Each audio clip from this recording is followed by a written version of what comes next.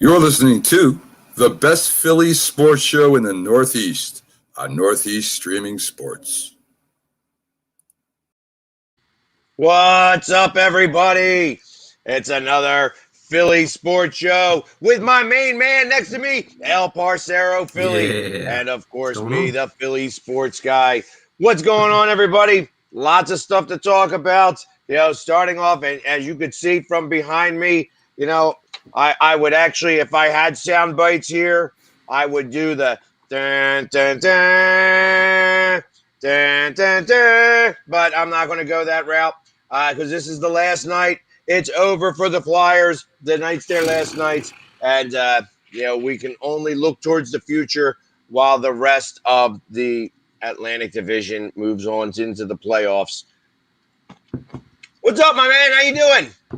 Dude, listen, it's kind of I don't know how to feel. It's definitely sucks. Like, I didn't expect to be here in this spot and not look forward to playoffs. Like, I thought we would be gearing up for a playoff run, but the season went in the direction it did. It happened. You can't dwell on it. But now, as Flyers fans, we're gonna tell you tonight. Maybe you should be a little more optimistic about this team going forward in the future. But yeah, no, I mean, I don't want to be here in the spot here. It sucks because, dude, I love Flyers hockey. I love the sport. I love this fan base. I love to see you dressed up as the Flyers Philly sports guy, right? But no, this season was unexcusable. It really was. But there's stuff to look forward to here today, man, and we'll definitely get to it. We got a lot to get to with a lot of our Philly sports here today. Yeah, I wanted to start with the Flyers because obviously this is going to be the last time we're talking about them. Tonight is their last game tonight against, I believe it's the Devils. The New Jersey Devils. And it definitely did not end the way I wanted it to. I felt that the Flyers were probably a chance to be a cup contender this year.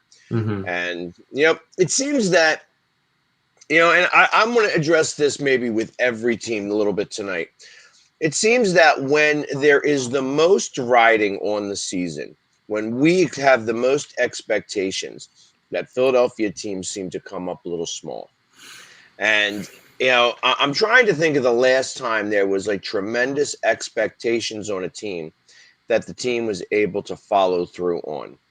And I think even when you think back in 2009, where they made it back to the World Series and lost to the Yankees.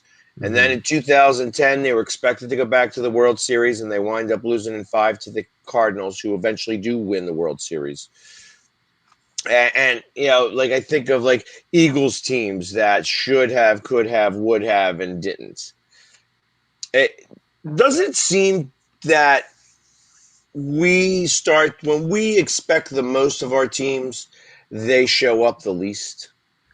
Yeah, I mean, it definitely. To me, I definitely do think it does depend. Yeah, but this does happen more than once in Philadelphia. I mean, even look at the Dream Team. Like, that was supposed to be a team that was supposed to go to the playoffs, go to the Super Bowl. Even the year after that, Andy's last year did not think we were going to go 4-12, but it was evident that Andy's time kind of ran its course in Philadelphia. But listen, I think to your point, the Philly sports guy is. We all know, we're all Philly sports fans, it is hard to play in the city. It's not like playing in most cities. You can say what you want, but the expectations here are always high. Even for a team that is supposed to be bad, quote unquote, for whatever team that is, we expect them to actually be average. So the pressure here is a lot. It's up to you to live up to that hype. I mean, we've had teams like the 04 Eagles to me is like that perfect example. They kind of lived up to the expectations. They made it to that Super Bowl. That team went through it and they dealt with it. But it's tough, man. It's tough to kind of go through your motions, and then you have to deal with what the city is. You have to have a thick skin, and you gotta be strong up here in order to survive in this city.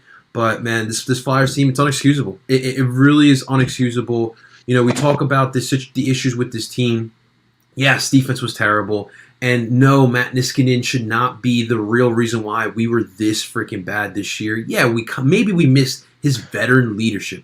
but it was much more than Matt Niskanen. The offense was lost at times as well. Carter Hart did take a little regression this year. He's a young goalie who was going through some turmoil there. I think he's going to be fine. I don't think we should be worrying about him. But it was just a lot of things. We talked about it off air, man. This was a weird year for every league. It was shortened, not a lot of practice time. That hurts as well. So, yeah, man, it's a lot of things that go with that. But, yeah, the Flyers definitely did not live up to expectations whatsoever.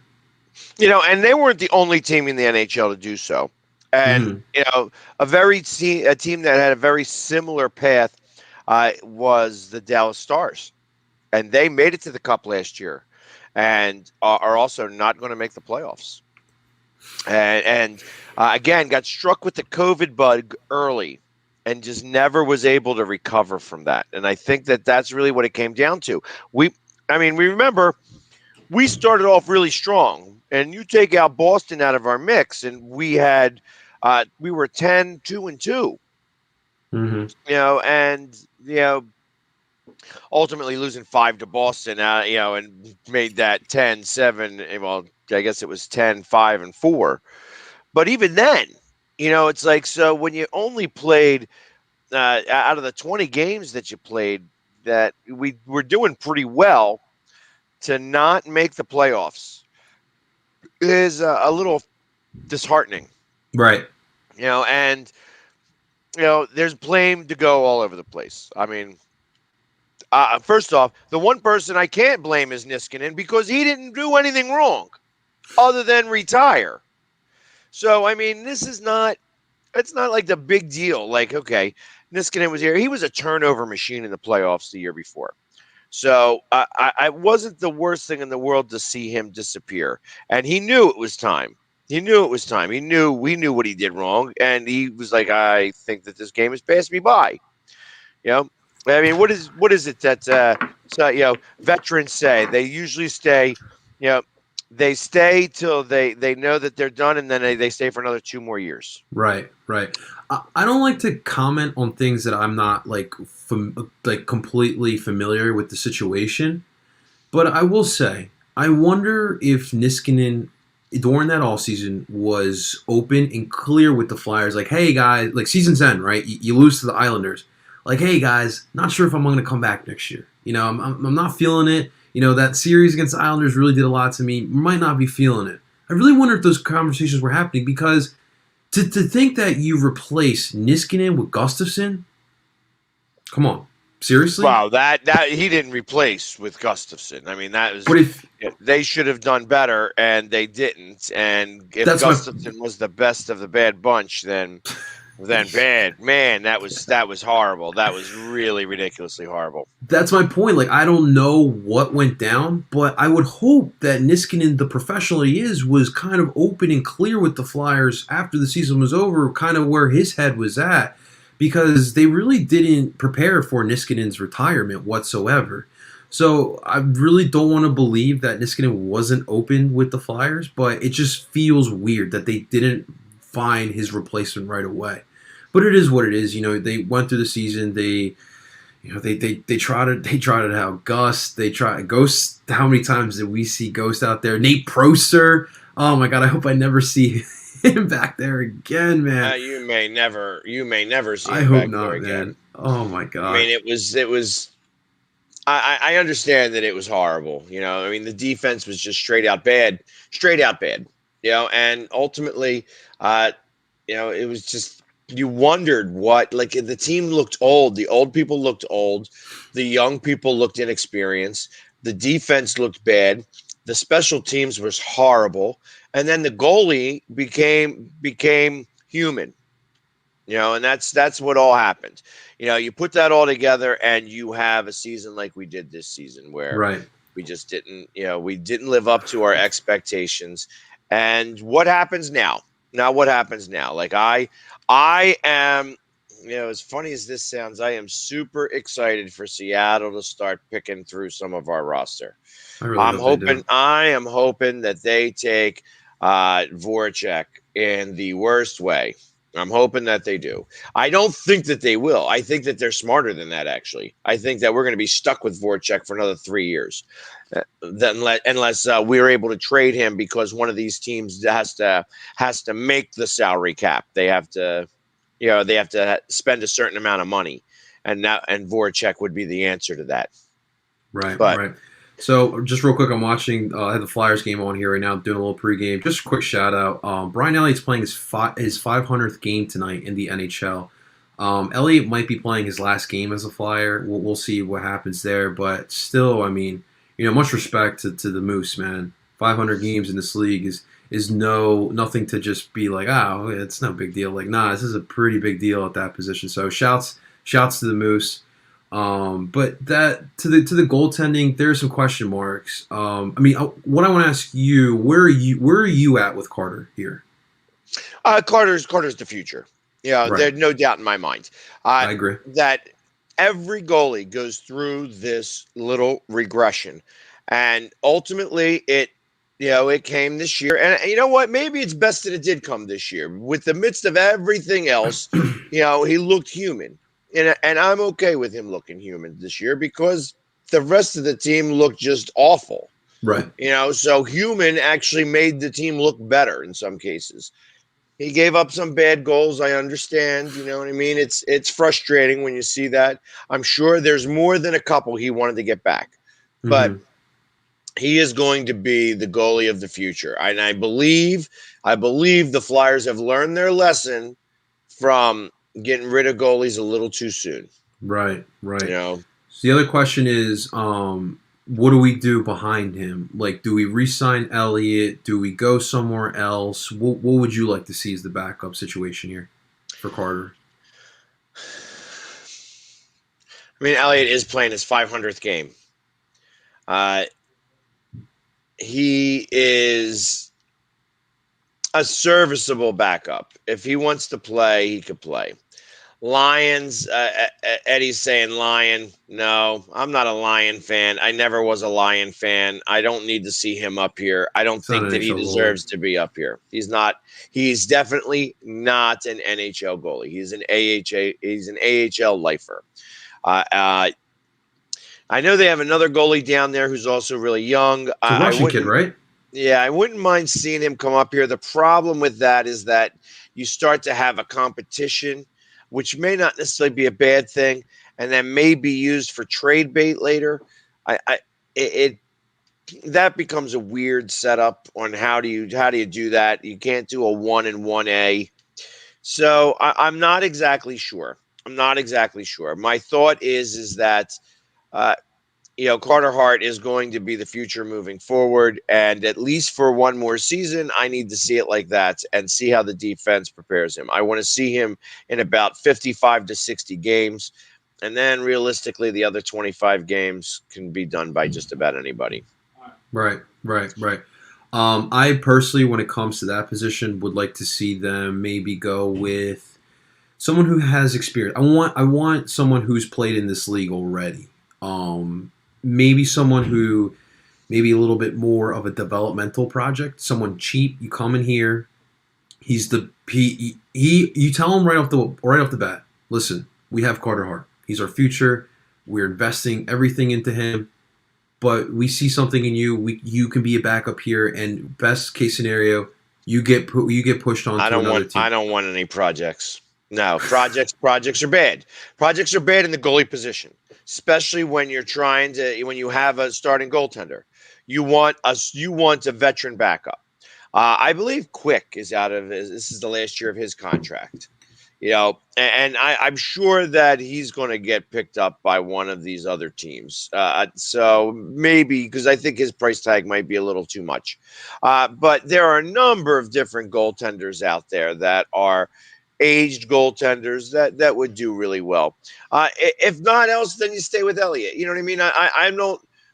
the hard part is I just don't know what's going on in the rest of the league this year in comparison to the way I would normally, because it's like I feel like I've been force fed the Atlantic Division the entire time, and it's hard to watch any other teams because now that they're starting to show them on TV, you're so far behind. It's like, oh, you hear, but you don't even really see a lot of the clips. ESPN didn't really show nothing about hockey ever. Well, they They're better too. now. Well, yeah, of course they're going to now, but it's all going to be on ESPN The main one. Plus or whatever. I see what you're saying. Yeah, because they bought the contract for the NHL now. So, are you serious? Dude, yeah. I better see primetime games on ESPN. Like, that's you ain't going to. You're not going to. That's ridiculous, man. I mean, it's going to be like on that ESPN Plus, I think, is what it's called. Yeah. So, but it's all a matter of money. You know what I mean? And ultimately, it's still a way because NBC is not going to be showing any games next year. Yeah. So, Yep. and they were talking about showing hockey games on TNT. So yeah. Well, I mean, you're seeing too. A lot of these leagues are moving towards the streaming stuff, like the NHL, the NFL did their deal with Amazon. It's all about the streaming now. So I'm sure the NHL is going to. The Phillies played on Cozy. Oh my god. I couldn't watch that Friday. game. I was so mad. I was watching the Sixers and the Flyers. I wanted to watch Phillies because I forget what night that was, but no, I just wanted to watch. Yeah. I wanted to watch the Phils, and I tell you, we were 30 seconds and extra innings away from having back-to-back sweeps for the first time ever of the three majors, and would have been four. It would have been the first time ever in Philadelphia history that four teams won on the same day. There's been a 24-hour period that all four teams have won. Just once, ever, in the history of sports in Philadelphia. There's only been one time. There's been a number of times that three teams that have played have won. Right. And the most recent time was on Friday. The time before that was like 2004. Right. So it doesn't happen that frequently. Yeah, that's true, man. So with the Flyers this offseason, I have three questions that I would like answered. Number one is what's going to happen to the veteran core. So I'm talking about guys like Claude. Obviously, Claude's not going to go anywhere, but Claude, Jakob, JVR, Sean, Kevin Hayes. I think I mentioned the five main vets. To me, I feel like you need to move one of them. That's just my opinion. I think you need to shake it up a little bit. I keep referencing back to the 2011-2012 offseason when they moved Richards and Carter. Something like that needs to happen, in my opinion. Number two, what are you going to do with this defense? Okay, this defense this past season was terrible. Okay, Cam York looks good. 21 minutes in the last game. That was great. That was awesome. I don't know if Myers and Sanheim should be playing together. It was bad all year. It looked better last year, but maybe because we weren't seeing what we saw now, and there wasn't as much pressure on those two. But that's a question mark if those two can play together. So right now, I got Provy, I got Cam York, I got Sanheim, I got Myers. Igor, is he going to come up next year? The kid came out of nowhere. He was an undrafted kid from Russia. Did his thing down in the minors. He got 2 games this year. Hasn't been playing since that second or third Devils game. I forget it was. But what is this defense going to look like? The third question I have is Alain Vigneault. Now, I realize he might not be going. He might not leave. But I do have the question of whether or not he's the right man for this job. So those are my 3 questions about the Flyers this upcoming offseason. And it's an important one for Chuck Fletcher. That's one thing we can all agree on. Chuck has his hands tied this offseason. Well, I mean, I can answer. First off, unless Seattle picks one of these guys, and I know that they're going to keep open. They're definitely going to keep open Voracek. They're probably going to keep open Giroux, although Giroux's only got 1 year left on his contract. Probably keep open JVR. So hopefully one of those guys. You can't get rid of Sean Couturier. He's going to be the next captain of this team. And, everybody else, like Sean Couturier, I mean, Provy, Carter Hart, TK, barely. I barely keep TK. And I would even consider if the right trade came along for him, I'd get rid of him too. And I'm hard pressed to even think of a fifth person to keep.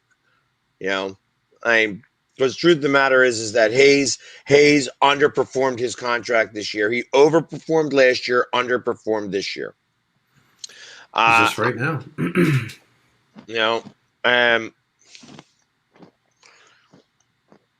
I mean, Sanheim, the defense, the whole defense, minus Provorov. And Provorov started to mess up towards the end of the season. All of them are meh. I could care less. And we're already down 1-0. Oh man. Well, at least it's over after tonight. That's about it. Right. There's plenty of time, but hey man, that's not how you want to go. Already down one. Pavel Zacha, man.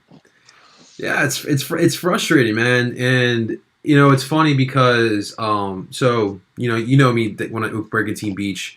My girl's brother, his best friend lives on there. His buddies go there all the time. I was with them like a couple weeks ago, and it's always around this time that we talk. They're always like, "Yo, how about those Flyers?" And they always bring up the Stanley Cup drought, and it's just like every year I'm like, "Yeah, another year." In my lifetime, I've seen 2 Stanley Cup Finals. So I was born in '94, so I was alive for '97, and I was alive for 2010.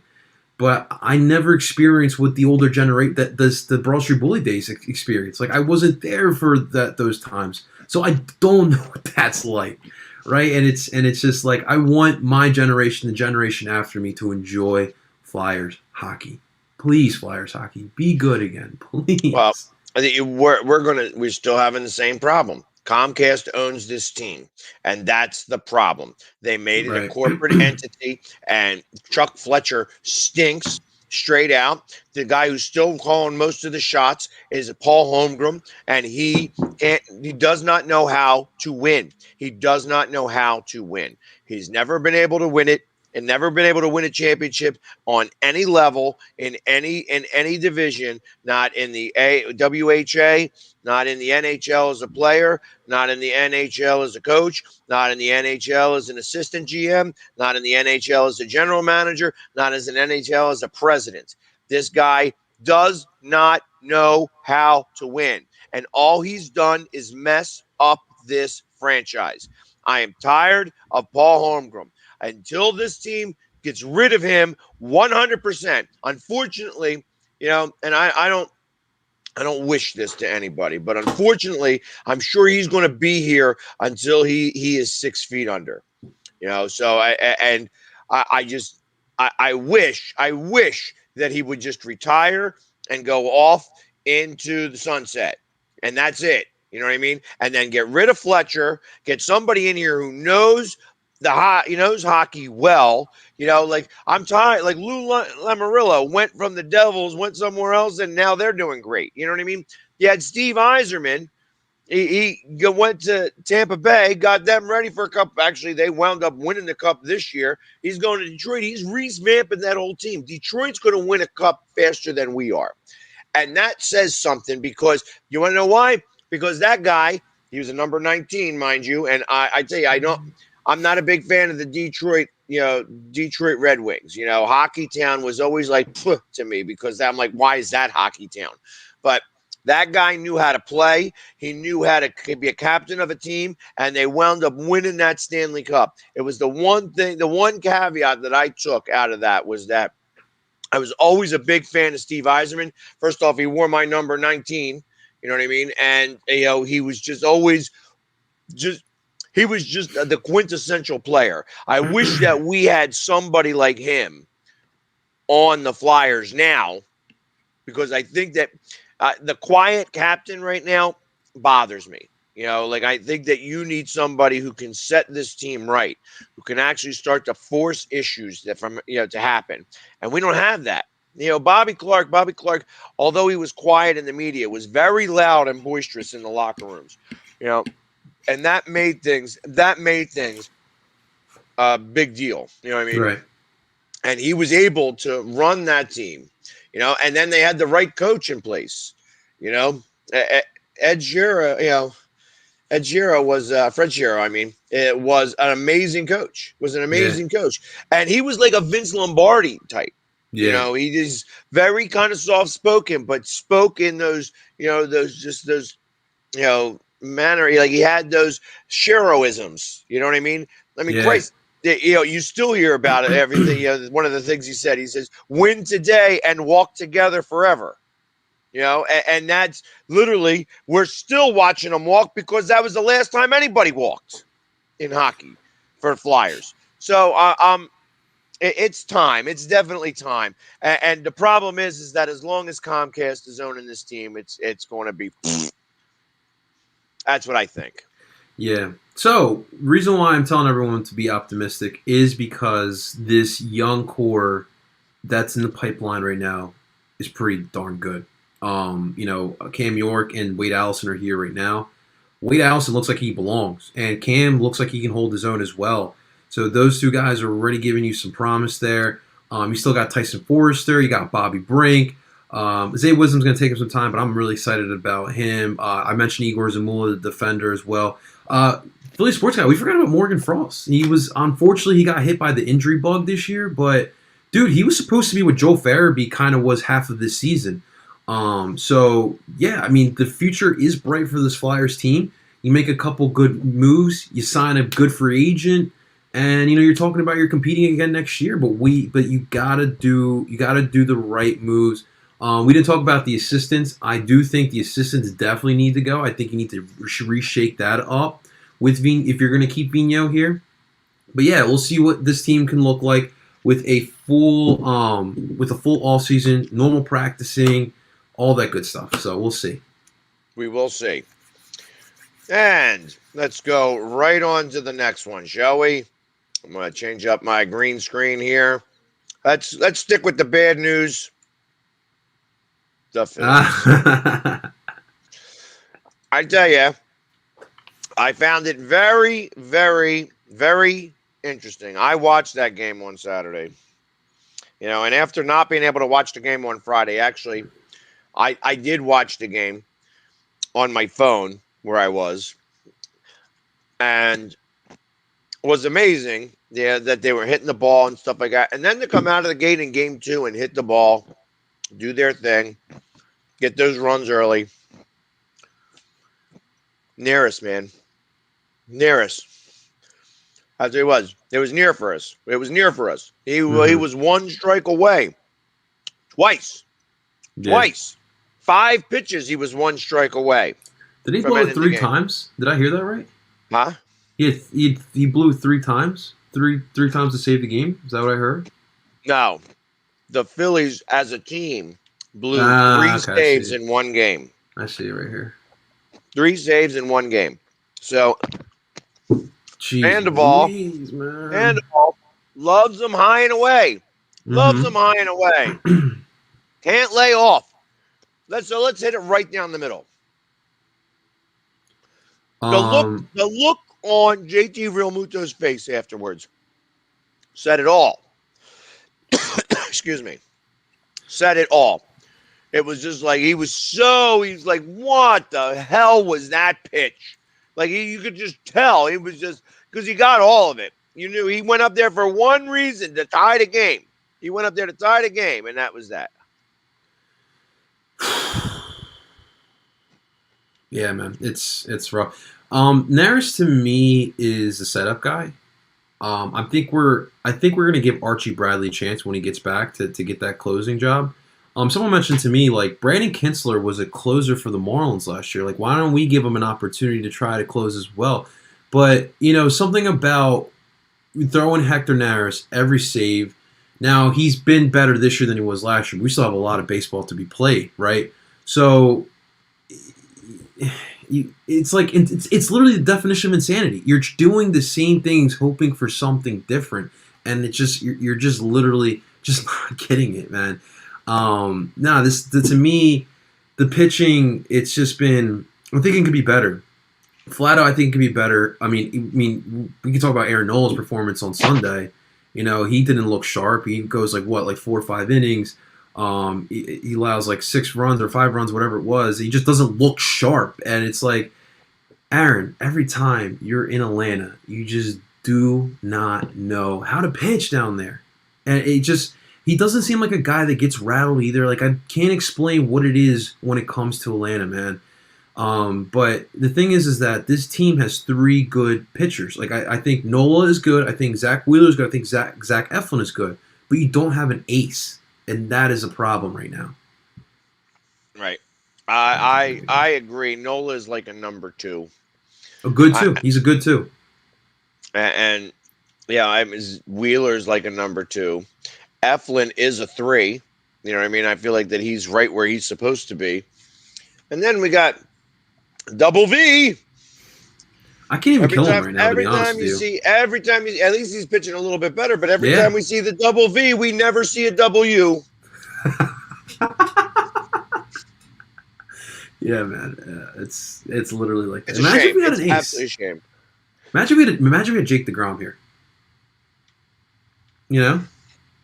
I mean, hopefully we can give him some run support. What would probably happen is that we would give him the same amount of run support as the Mets give him. That's why he could lose 18 games in a season and still be the Cy Young winner. Right. So let me ask you something a little controversial here. I surprisingly, you'd be happy of me. I actually decided to listen to some WIP today. I was listening to DeCamera and Richie in the midday. DeCamera brought up a very interesting point. He brought up JT's ERA, the pitcher's ERA when JT's the catcher, compared to Andrew Knapp's ERA number, the pitcher's ERA number when they pitched to him. It's significantly different here. Now, how big? I forgot on the top of my head. I think it was by 2 runs. I have to double check there. But I haven't heard this. This isn't the first time I've heard this. I've heard people question JT calling games as a catcher for this team. We know JT is the best hitting catcher in the league. We know he's got that cannon of an arm. I don't know how people try to steal from first to second still with JT behind the plate. I don't understand how you still do that. But JT also was a guy who, in the minors, switched from shortstop to catcher, right? So he hasn't played catcher his whole life. Now, he does everything really well. That's one thing I will question. I think we can question now. So I wanted to see what you thought of that. Maybe put him in center field. I did not expect you to be that quick to say. I thought you were going to have a pushback a little bit. I don't care. I don't care where he does. I don't care where he plays. Obviously, his bat is great. He's got a great arm, so why not try him out in center field? What else could go wrong? You know what I mean? I mean, center field stinks. I mean, the fact that whole position is batting 100, Odubel hit a homer Friday, a 3-run shot. Yeah, that's great. And it made it from 9 to 12. So, again, a no-need home run, I don't know. I wouldn't mind trying him out somewhere else. I just, here you go. Ed's got the answer here. Trade Reese and move JT to first. I'm not ready to give up on Reese. I know people have been restless with Reese lately. I do see Reese being a lot more aggressive this year. He doesn't seem scared at the plate like he did last year. Last year, I felt like he was always trying to go for the walk. And even the year before with Gabe Kapler, I always felt like he was just trying to go for a walk. Dude, you got a big arm or a big swing. Just hit the ball. Don't stress it. You don't have to hit a homer every single time too, but be aggressive up at the plate. And I felt like he's done that. I'm gonna wait till things start getting a little warmer, right? I mean, you guys remember? I'm not comparing Reese to Ryan Howard, but we all remember when it started getting warmer. Ryan started getting warmer with the bat as well. So we'll see how Reese is come summertime here. But listen, I'm there with you. I am not opposed to trying JT to a different spot. I really am not. So I feel like because of JT's contract and Joe with his relationship with JT, who might be reluctant to trying that. But listen, why not think about it? Why not? I tell you, and I'm getting bombarded here by Wakeleys. I thought that they were all one Wakeley, but I realize now we got 2 of them. We got senior and junior. Oh talking to wow, us. I didn't notice that. Okay, Yeah, I'll it watch it took me next a time. second. They started posting really back to back pretty quickly. I'm like, what's going on? Like I didn't realize he could type that fast. But it's I'll keep an eye on tomorrow. there you go. So to be honest, Reese is okay. I mean, he's okay. He's Right. serviceable. If you would be able, like, here's my thought. I would love if somebody would take Vince Velasquez, Reese Hoskins, Adubel Herrera, and let's throw in. You know what? Even realistically, I would consider, and I know Segura is really hot right now. I would trade Segura, Reese Hoskins, Vince Velasquez, and Odubel and get like some real pitching help, some bullpen help, and a center fielder. And bring up the guy from, to play shortstop from Reading and work it out that way. Yeah, man. I So agree with you. Kingery, no. The Kingery experiment is over Over. now, and he stinks is the Yeah, man. problem. I like Nick Baton. I like what he did. He showed me a little something. I don't think you should be experimenting too much with him in the field. To me, he's a second baseman. But when pitchers were throwing those fastballs, he was hitting them things. But when people started throwing some changeup and changing it up, he had some troubles there. Shouts to Northeast Streaming. What's going on, Northeast? That's right. I appreciate it. And we got Kata here. Hey. We'll be talking about them here shortly, so stick around. So we're not gonna leave them high and dry because they really just started their season. Yeah, I feel like let's finish with the Phillies first, and then we'll get into get into the good news. So, anyways, like I said, I know that it's still early in the season, but I think that they are going to have to get creative because they don't have a tremendous amount of assets. Right. Having Kingery part of the deal. Problem is, Kingery's not worth anything. Yeah, he makes too much money for not a lot of production. Right. And unless somebody was going to try to, he would be an AL player. Right. I just don't see that. I don't see him doing well in the NL anymore. Right. See, the problem with me is that I think this team is good enough to be there at the end. I just don't know if we have enough to get over the Mets and the Braves. And to me, you're not that far off. You got to fix this pitching stuff, like the 4-5 slots. Aaron's got to beat Aaron Nola. That he's got to pitch much better. Like what he did Sunday, I can't have that. I cannot have that. I think the bullpen will be fine once you get everyone healthy, right? I think that'll be fine. But the left field, McCutcheon is old, and it's evident out there. Center field has been a question mark all season long, so there's just too many question marks for me to say that they have what it takes to overtake the Mets and overtake the Braves. Well, I don't know that they have enough right now. And we haven't even talked about the one thing that I think is the most glaring issue with this team. The manager. He has been underwhelming this year. Very underwhelming. He won a World Series? I couldn't tell. Underwhelming. It makes no sense to me, honestly.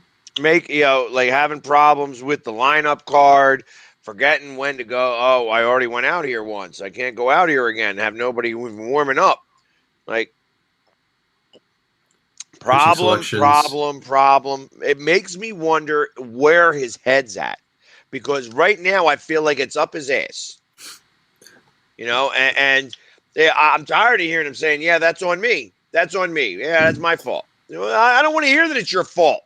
You're the manager. You're supposed to know baseball. The fact that you're having these types of problems is pathetic, actually, as a manager. Mm-hmm. Bring back Charlie Manuel. Put him in there. At least he knows what the hell he's doing. Yeah. It's just weird to me because before here, obviously, he had his time in New York. It was a good run. But then before that, everyone forgets, dude, he took a Marlins team with one of the worst payrolls, and they almost made the playoffs. So I'm just like, what happened? Like, I will say, I do think analytics have hurt not only the game, but maybe his managerial skills as well. I hear that he's got a huge binder, like of stats. Like he carries this around everywhere. And we've talked about this plenty. And I don't want to dive too much into analytics, but the analytics are driving me up a freaking wall. And I feel like it's hurting this team. Okay? Like I don't feel like this team is that talented for you to rely on these analytics either. And right. Certain situations you have to have that gut feel. Like I do appreciate, in two starts he allowed Aaron Nola to finish out that game. He allowed Zach Wheeler to finish that game. Because you should let your star pitchers finish games. If they're having a good game, they're having a shutout, let them finish it out. But yeah, no, it's so questionable. It's so weird to me. And yeah, I'm like questioning, like, is he who he says he is? Like we thought we moved on from Gabe Kapler to move on to Joe Girardi because we thought Joe Girardi was the baseball guy. But you can make the argument that it doesn't look any different than Gabe Kapler.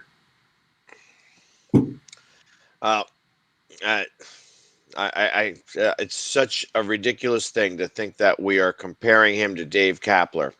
And, as much as we were so happy to get rid of Kapler, and then what did Kapler do? He came in and beat us twice. And that actually seems to be running place. A very... Right. I think he might be in first place now. And so the fact that he's got a really bad Giants team in first place, I mean, the guy didn't know baseball. He just lived and died by analytics, and I wasn't a big fan of that. Yeah, those Giants are in first place right now. They are a game and a half over the Padres, 2.5 over the Dodgers. Two teams that everyone expected. But that's what they do, though. They start off great, and then they trail off because that's what Gabe Kapler team does. But, hey, listen. He's got all the coconut oil he wants over there. Yeah, it's different out there. It's much more relaxed. The fans aren't as crazy as we are. Oh, he's home. It's perfect. That's place the perfect spot for him. Yeah, right? Perfect. But we're still a game back of the Mets. The Mets are now in first. We're a game back. Braves are a game and a half back. And yeah, it looks like it'll be the three of us. We start a series tomorrow against those stinking Washington Nationals. You're going to have Chase Anderson tomorrow going up against Eric Fetty. And you got to win the series, man. First series against the Mets. I feel that a game where you give up 3 saves, when you lose out on 3 saves and lose that game, that jump-started the Braves. That was a game that jump-started the Braves. And that's going to become an issue. The Braves are going to now kick it into high gear, and just my opinion. If I may, just an update on the Flyers game. Joel Farabee with a nice piece of work, little triple deke on Wedgwood, and it's now 2-1. Flyers are down by 1. Yeah, because we didn't let you know that they were down 2-0. So. Here, so let's end out this portion of the show on a little bit of a good note. I'm going to use this as my background to start. Hey. However, before we get to them, I'm going to run the clip. We have a clip to show, and I'm going to have everybody get hyped up, and we'll talk about them for a few seconds right before we get onto the union. Take off, picky, blicky, no sticky, no blast off. And I get busy, get bad off. You get hit in your wiggy, your hands off. Wait, this shit get bloody about 10K. Wait, don't stop with it 10K. How many bodies you want? I don't know. It's like I went 10K high, okay. Get it on since they cook. Prime to the Diego, Rende. That's how my man play good. Don't play if you don't want to skip it, right? In the cash, this shit can get wicked, I'm savage. See the smoke to these old black legs. I gotta pull them all, let you like run. How you stand running with your gun, like I'm the Jet Li, boy, and the run. They know I hit it to the flow though, they keep in on the they don't know though. Boy, if you still let me know though, we ain't gotta go make a forward for Joe hoes, ever the Joe bitch, I like to slide on smoke shit, ever the Joe bitch, I like to slide on smoke shit.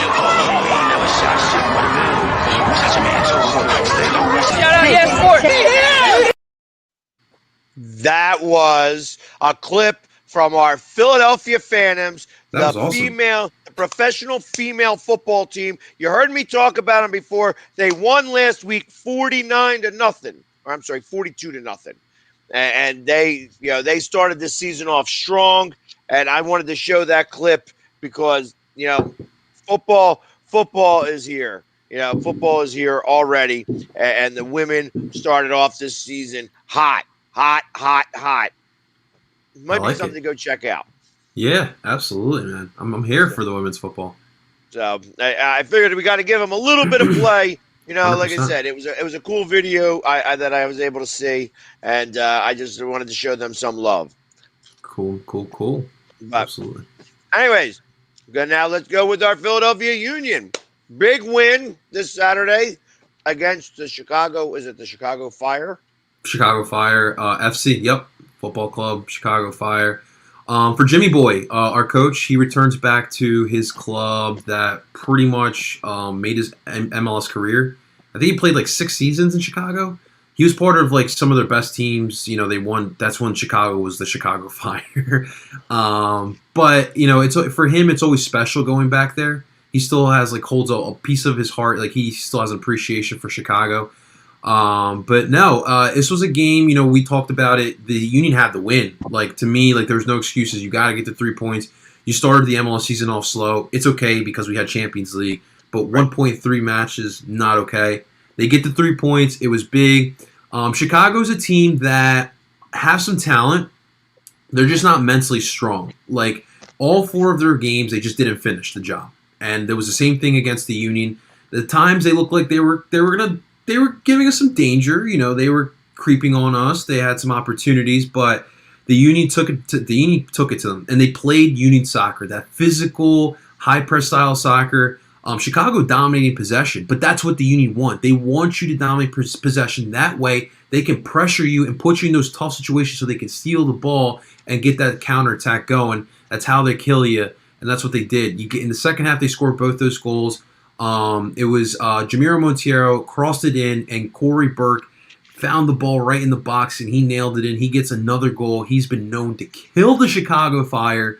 And then to end it, you had Kai Wagner chip a ball into the box, and Jakob Glesnes. Dude, Jakob has been absolutely killing it this year to the point where I forgot about Mark McKenzie. And I love Mark McKenzie. But Jakob Glesnes is absolutely playing great. He's playing like a top 5 center back in the league right now. So it was really exciting. They get the 3 points. Big win. They got to turn back around now. It's this beginning part of the season for the Union, no breaks given. They got to play against New England.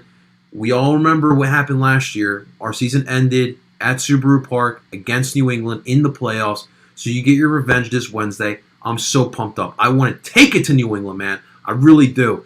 The big news, though, with the Union here, today they dropped that there will be full capacity beginning on June 23rd against Columbus SC. That's a little controversial today as well, as they went through a rebrand. But they will be playing against Columbus with full capacity. So that's exciting to know. And that could be a potential blueprint for the Sixers, the Flyers, the Phillies. Well, not against the Flyers next season, right? But the Phillies, the Eagles, when they get back to full capacity. Obviously, this weekend in our Phillies-Atlanta series, we had full capacity down in Atlanta with the Braves. Texas has been doing full capacity, so we're slowly getting back to a little normality here. But the other bit of news was Daniel Gasdak, a 26-year-old Hungarian central attacking midfielder. He plays for the Hungarian national team. He's got signed. It looks like it's not official from the Union, but we have some very reliable sources that reported it.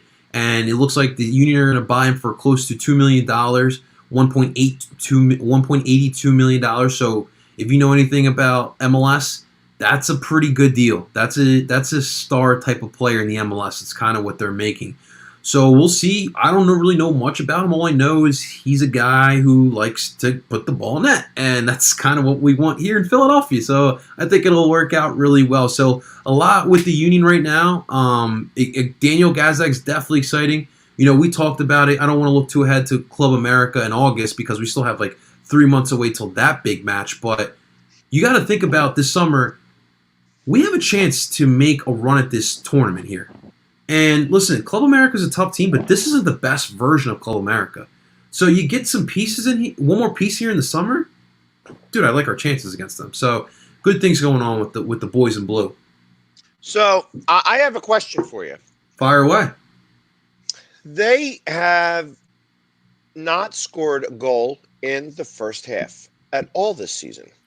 Not in any of the Champions League, not in any of these games. Yeah. And I've, especially in the games that I have been to and watched, and I've been to a couple now, so I am. What is the difference? Is it just a matter of feeling out your opponent and then picking out the weakness? Is it something that Jim uses? It's like, okay, we're just going to stand back and we're going to let them take the play to us a little bit so that I can kind of analyze and then make the adjustments in the second half so that we could take it to them. Because ultimately, Club America doesn't play that way, actually. Club America likes to score goals early and likes to get on top of people and make you chase it. So that's so. And after doing a little bit of homework on soccer, which seems a little funny to me that I actually know this a little bit now, but it's like that's going to come into play some, that they are not going to be able to sit back, that they are going to have to play really hard for the full 90 minutes twice, probably even harder down there because we get their first match up here in August. The next one is in September, and I am seriously considering on going to Mexico for this game. Like I want to go. I want to go down. I want to go to Mexico City and I want to go watch the Union beat Club America. Dude, we all do. We all do. I will say this, typically under Jim Curtin, especially when they've been successful, this team has always been a second half team. We used to have Elsinho, who was we call him the cheat code. We would be down or we would be tied. Second half, he comes on, he starts megging a couple people, faking a couple people out, and he gets us goals, he gets assists. This team's a little bit different, though. What I feel like this year, what they've been doing is, yes, what you said, spot on, brother. So I feel like in the first half, what they want to do is they allow the team to do what they want. And you see, like, in the first half, teams, like, have a couple good opportunities. But what it seems like is the Union play a very mental game. They want to see what you're thinking. They want to see how you're planning on attacking. And then in the second half, they do. Jim is the best at making second half adjustments. He makes those adjustments. The team figures it out. And that's when, boom, they kill you when they counterattack. Like I said, if you look at a lot of these matches that they won, the opposing team just dominates in possession because they want you to do that. That's part of the trap, right? You pressure that back line, you pressure that team, you force those turnovers, and you turn around and you put the ball in the back of the net.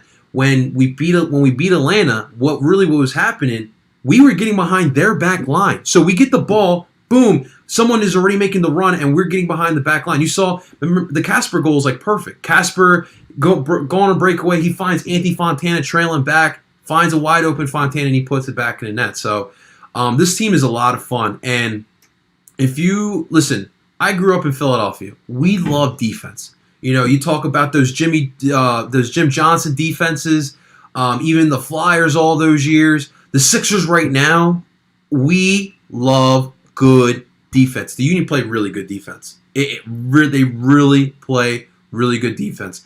So I'm really curious to see how America is going to play us. Listen, if you're going to come in here playing that soft game, we're going to punch you in the mouth, okay?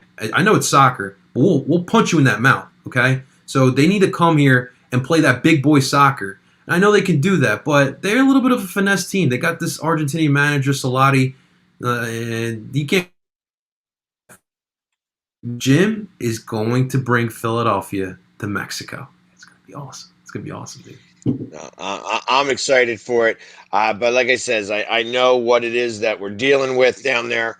And, you just cannot sit back and hope that they are going to be quiet about things. It's just, you want them to definitely be able to move forward. And like I said, there's nothing really standing in their way from being able to beat Club America. And then it becomes one game. then it becomes one game. After you get past them, it's a one-game tournament. Right. Yeah. And a lot of fun. that would be amazing for the cup. The guys that hold the shield, then hold the Champions cup. League. That would be amazing. It's And you not, know what? And it would break the snide for them. I feel like that even last year, like the winning the shield was the start, but then in the playoffs, it just they didn't show up. It's that one and done game. And it seems like when it comes down to the one and done games, that they come up small. Maybe it takes an international event for that to finally break through. well, when they're the underdog, it seems like they play really well. Like when they made those U.S. Open Cup finals, they were the underdogs, and in all three of those situations, they just couldn't come up big in the finals. Even in the MLS Cup, MLS's back tournament last year during the bubble, they were underdogs for most of those games, and they wound up making it all the way to the semifinals. Jim, when he has these guys playing as the underdog, man, I don't know what it is, but he just knows how to get those guys prepared. Now, obviously, this is a different animal, playing against a Mexican team. But listen, MLS Supporter Shield is cool. Like, you were the best team in the regular season. Winning the MLS Cup, I want that. Trust me, I really want that. That's the best team in the MLS that year. But to win a Champions League, Philadelphia has the best soccer team in North America. Listen to that. The best soccer team in that's the best team in the United States, best team in Canada, Mexico, Caribbean, Central America. That is huge. So, yeah, I'm all in on this tournament, man. Well, like I said, it would be great to see that. Hey, because a soccer team is measured by the amount of cups that they have. That's how you measure a soccer team, and that's just there's no ifs, ands, or buts about that. So you need to have the trophies. The trophies is what makes a soccer team what makes a soccer team. So unless you have those trophies, it's not going to matter, and they're going to have to put it through. And we're talking about the relevance of this team. I think back at when the Flyers were winning cups back in the 70s, and that kind of solidified their place within the city. The Unions need to do the same. Philadelphians can say what they want, but we all want to get behind a winner, right? And the Union just need that hardware to just back it up. And I really feel like a lot of people, how can you live in the city and not support someone who's winning trophies in the biggest sport in the world? Right. I know what football is, man, in America, but soccer is the biggest sport in the world, guys. Right. And I know that Philadelphia has not started to take it on yet. Like, I know that it's come on a little bit slow, but we're in Philadelphia, and what happens when we win championships? We make trophies. We make statues. That's what happens. Statues get made when we win trophies. And all of a sudden, because it's just like anything else. Like when nobody's paying attention to the Flyers, and then all of a sudden they make it towards the playoffs and in the Stanley Cup. If they win Game 1 against Club Americana, they're going to all of a sudden Philadelphia is going to know. You know what I mean? Because this is, like I said, it's the Champions League. This isn't just some rinky-dink tournament. This isn't like this is much more like a March Madness of soccer. You know what I mean? So that's a great comparison. And that's and they'll start to pick it up. You'll start to see the ticket becoming hard to get. Becoming very hard to get. So I'm excited for them. I'm happy for them, and I want to see them do really well, and I want to see them win. Yes, I want to see them win. You know what I mean? I want to be in front or behind the float in my purple and my blue and gold. You know what I mean? With the blue mohawk standing up proud. You know what I mean? I want to do that. I want to be following the float down wherever it's going to be wherever it's going to go. So, hey, listen, guys, we have an hour left to go in the show, so please stay tuned. We're going to be back in 90 seconds, and then I got a special guest that's going to come on here shortly.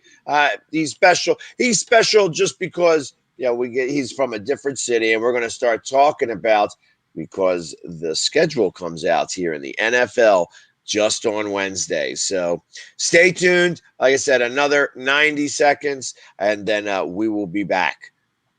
Let's do it.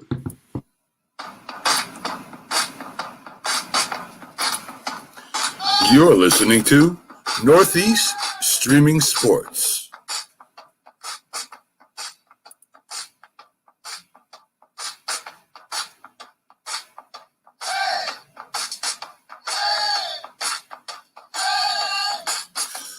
A group of independent podcasts came together under one umbrella to give you a network that streams from Northeast, New York, down the East Coast to Louisiana, and across the Atlantic Ocean to the United Kingdom. Northeast Streaming Sports streams live on Facebook, YouTube, and Twitch. Can be seen on Twitter and Instagram. Audio carried on Spotify with our own website. For the best sports information, updates, commentary, and entertainment, Sportscope, TGI Sports Talk, The Safety and the Sports Writer, The Philly Sports Guy, The Mac and Jack Sports Show, Stu's Wrestling Podcast, Four Stripes on Ice, Talking Baseball with Sal and Gioletti, Unscripted, The Big Shaw Sports Report, Frankie C Sports, Fantasy Football Face-Off, 12 shows and growing. There's one place to get your sports on Northeast Streaming Sports.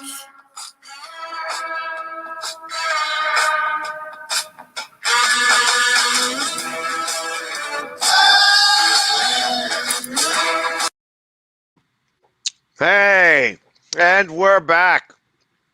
And as you can see, I've changed it up again. Go Birds.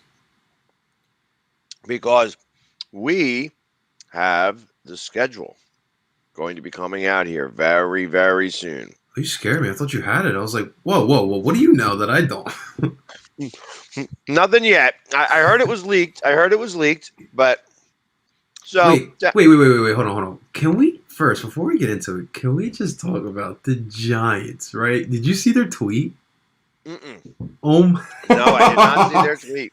Philly Sports Guy. We literally, as a whole nation, we live in the Giants Giants nation's head. So they put out a tweet.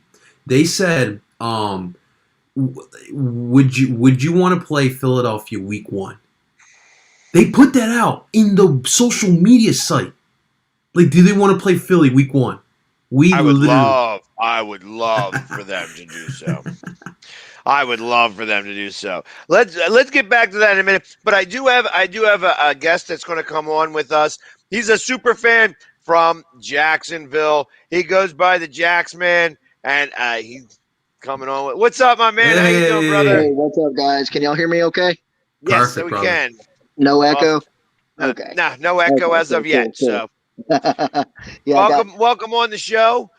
This is obviously we talk a lot about Philly, but we got something special happening here on Wednesday, and I wanted to bring you on because first and foremost, I mean, I didn't see you at the draft, but you guys had a very unique draft pick. Yes, finally. I think we finally got it right. Well, at least so everybody thinks. You know, I mean, it was sort of one of those picks that you just couldn't really mess up. You figured it was going to be him. Well, he's 90-4 since he was a freshman in high school, so he's got to be doing something right. Kid's got Something better. right. So, what is the temperature down there in Jacksonville now that you have him? Like, what's everybody thinking? So it was really cool, right? So with me doing what I did up until Sunday anyway, driving for Uber, I get to kind of feel the vibe of the city and stuff. And people were like, beforehand, they're like, oh, they're just going to mess it up. They're going to take this guy and all this stuff, you know. Especially people that are uneducated football fans. They're just the casual ones. They're like, oh, they can't be this big of a deal, blah, blah, blah, and stuff. Then afterwards, man, you start seeing people like in droves on social media. Of course, you know, these kids nowadays, they're all about the hot take, you know, blah, blah, blah, and stuff. So now you're starting to see, oh, look at my new Trevor Lawrence jersey and stuff like that. And I'm like, where were you last year? You know, like I had to go through that 1-15. It was tough. I said, if we win a Super Bowl because of him, it won't be a Lombardi. It'll be 1-15 on my tattoo because that makes you remember no matter what, it can get worse. you lose it for well, him. absolutely. I can imagine. You know what I mean?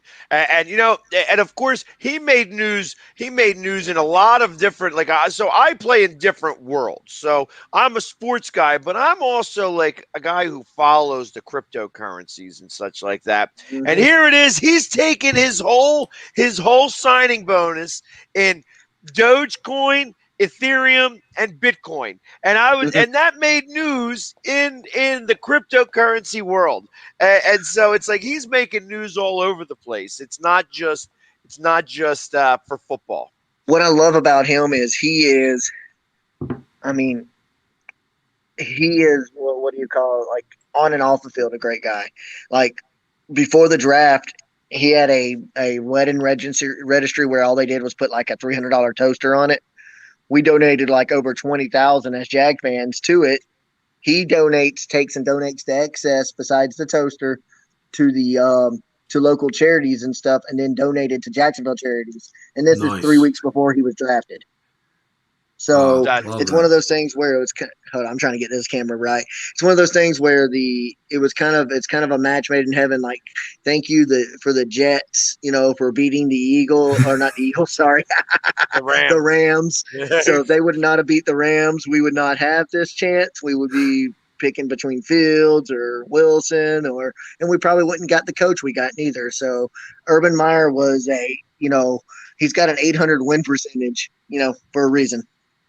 Like literally You're excited about 17 Urban. years. I think he only had 32 losses at the college level, and most of those were at Bowling Green. He went undefeated with Alex Smith at Utah. Then he goes with his Chris Leak at quarterback, Tebow's first year, but it wasn't, he was the backup then, and won a national championship at Florida. Then won another one with Tebow, and then goes to Ohio State with his third string quarterback and wins one. Speaking Pretty of good Tebow, coaching. Speaking of Tebow, I heard that he's a new tight end. Yep, apparently he's switching over to tight end. They're gonna. I think me being a Gator, I'm telling everybody right now, I don't think he'll make the squad. I think it might be just to try to see what he's got, kind of test him out. Because I mean, honestly, have you ever seen a tight end screen that turns into a 50-yard bomb? I mean, why doesn't he just coach? Like, why does he have to play? So, hey, he did nothing but win in the NFL. That you know what? You actually do have a point. And I was one of those people. He took a 1-5 Denver squad that hadn't been to the playoffs in forever, and took them 8-8 and beat one of the best defenses in the league that year. I thought it was crazy he didn't get another opportunity. I mean, no, if you look at some of those backup jobs, they're terrible. I mean, he got replaced by Peyton, which I understand that completely. Oh yeah. But like he couldn't. They wouldn't even. They skipped past him when Sanchez got hurt. Like seriously, like you trade for him, but let's not use him. Let's not use the exciting guy. He goes, and then when he was with the Patriots, he won on a fourth quarter comeback the last preseason game of the year and gets cut 2 days later. Same after here. Belichick talking about how special he was. Yeah. I mean, well, and the same thing happened here. I mean, he wore number 11 before Carson Wentz did. Yeah. Yep. So, Jax, that would be a fun jersey to have. Yeah, man. Let me ask you something. So, I hear a lot of talk down in Jacksonville, right? Trevor Lawrence, listen, he's a generational quarterback. I do agree there. But there's a lot of talk about potential playoffs in year one for you guys. Now, I get the division is not as strong. Obviously, many people believe Indy might run away with that. But what is your take? What do you feel like the Jacksonville realistically can do in year one with Urban and Trevor? Well, I mean, honestly, Indy's going to depend upon y'all's old quarterback. If he can stay healthy or not. I mean, that's a huge if. I mean, I think they still have Jacoby, if I'm not mistaken. So Jacoby's a solid backup. He's in Miami, actually. Oh, is he? I didn't even see that. He signed a nice deal. Oh, wow. Yeah, I need to get caught back up on that. Yeah, because he had a good deal with the Colts. I mean, like they signed him almost starter money. So, who is the backup there then? Jeez. It's a good question. So, Nick Foles. Our division, if you look at it, I think every year for the last 7 years has put in at least 2 teams in. It's something crazy like that. We always have either like the year it was us and the Titans, or it's the Texans and the Titans, or the Colts and the Titans. Like we always put 2 in every single Mhm. year. We're a competitive division, no matter who's up, at the top. The big thing is, I think that the Titans lost too much this offseason. They're going to rely upon Derrick Henry, and the problem is when it's in Tannehill's hands, they don't do so well. Yeah. His clutch rating's crap. So like you can't. I don't know. I mean, you can do it. Eric Dickerson did it for years, but eventually the wheels are going to run off. You're going to, he's a big boy, so he might not get hurt. But the big question is going to be what's happening with the Texans with Deshaun, because that looks like it's headed towards a nasty divorce. So that will open up, especially with the new format with the 17 games. We could slip in this year, no joke. I mean, if you look at our team last year, we were losing games by 1 possession all year. Like we went to overtime with Minnesota. We lost by 2 points, and that was just from dumb coaching to the Cleveland Browns, who went on to win us playoff game. So it reminds me a lot of our 16 season, where we were losing games by 3 or 4 points all year. Then they added 1 or 2 guys with Fournette, and all of a sudden, boom, they popped off the next year. So it's going to be, knock on wood. I mean, we picked up Shaq Griffin, which I thought was one of the most underrated pickups of all of the offseason. It didn't get talked about at all. Shaq Griffin's a baller. He knows how to play on both sides too. So picking him up, and originally it was reported that his brother was signing with us, but that became a non-factor. I don't know what's happened there. I haven't read anything on it. Resigned. I think he resigned with Seattle. So did he? And he's an underrated player too to me. I always liked him. I love his heart. So I mean, the man literally plays with a club. I mean, that's insane. Right. And he plays cornerback with the club. So it's like that. Linebacker. Yeah, gotcha. Yeah. But I mean, ultimately, it's going to be interesting to kind of watch and see how you guys do. It's like it says. I mean, I being at the draft, I was listening to some of the pundits down there like that, and they were saying that he has the opportunity. He's probably the first guy in a very long time who has the opportunity to be an international star, not just in football, but to be like people were comparing his look to Fabio. You know what I mean? And that like if he has that he would have possibly that appeal, and that, like I said, ultimately that he could be one of those players that could possibly transcend. That's what's cool about us having played so many games in London, is we do have an international fan base already over there. Like we got a lot of people, like I'm in a couple Jaguar groups that are from the UK that would have never even, jumped on our bandwagon if it wasn't for that. Yeah, but the Eagles got a big bandwagon. Yeah, big group of people over there too. So no, we played y'all over there 20 years ago. Yeah. It was the downfall. We were coming off that crazy AFC. It should have been, honestly, man, if it wasn't for us running into that team that resides in New England, we would have probably, that'd been that. I wanted that Super Bowl matchup. The NFL didn't want it. Blake Bortles would have been a Super Bowl quarterback. I'm sorry? Blake Bortles would have been in the Super Bowl. Yeah. I mean, what's wild is think about the last 4 quarterbacks that year. Brady, Foles, Bortles, and Keenum. That's crazy. Wow. Literally, the NFL did not want to see Bortles make it. I mean, that's what's wild about him is his stats mirror image Big Ben's to start his career, except for Big Ben had Hines Ward, Jerome Bettis, and a defense. There you go. So are they going to be now, obviously the schedule comes out on Wednesday, but are they going to be playing more games over there? I know that in theory they were trying to set it up so that I believe it was Jacksonville was going to be there for like 3 weeks at a time. Two. So what they were trying to do originally 2 years ago was 2 games in London.